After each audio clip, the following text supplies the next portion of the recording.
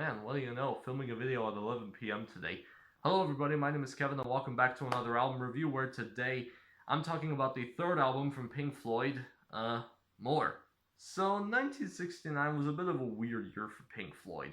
On one hand, they kept getting increasingly popular, but on the other hand, this is also where they made their most experimental and out there music.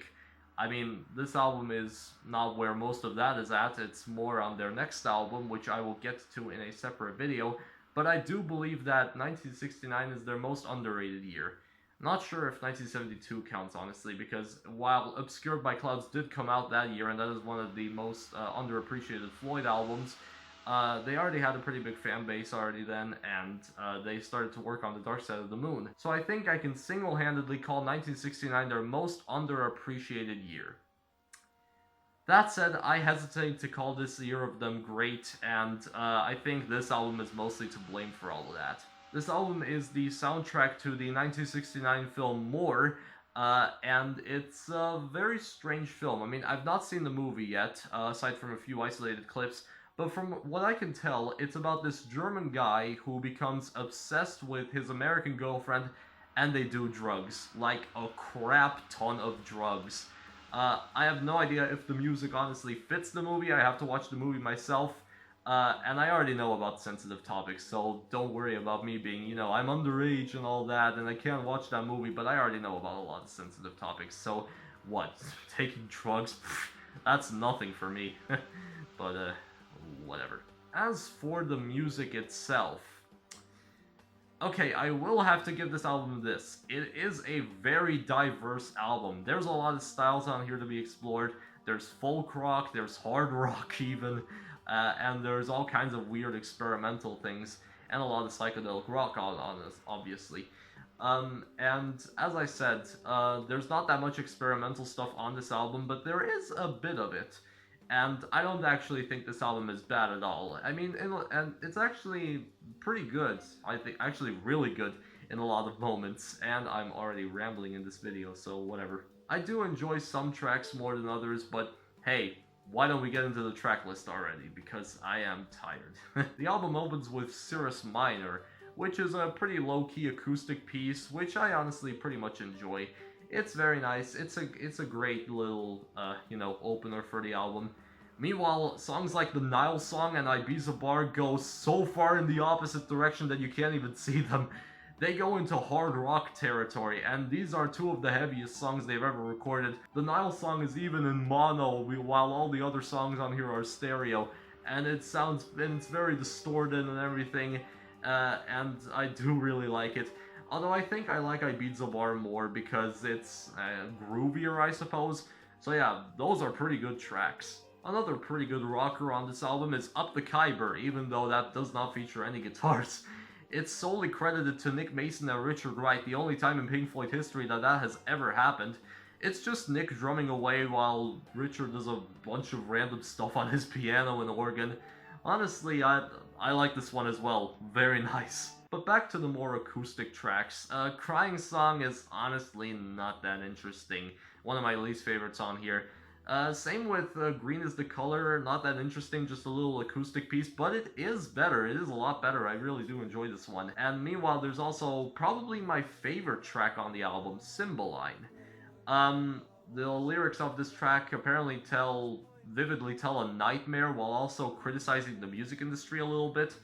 And it's probably also the catchiest song on the entire album. And you probably don't know this, but every time before I listen to these albums, I usually listen to their early years counterparts that were released on the early years box set. And I listen to, like, the Man in the Journey concert that they did in Amsterdam, which appears on the 1969 dramatization compilation of the early years, and Cymbaline, under the title Nightmare on that comp, went on for 9 minutes. And it's honestly even better live.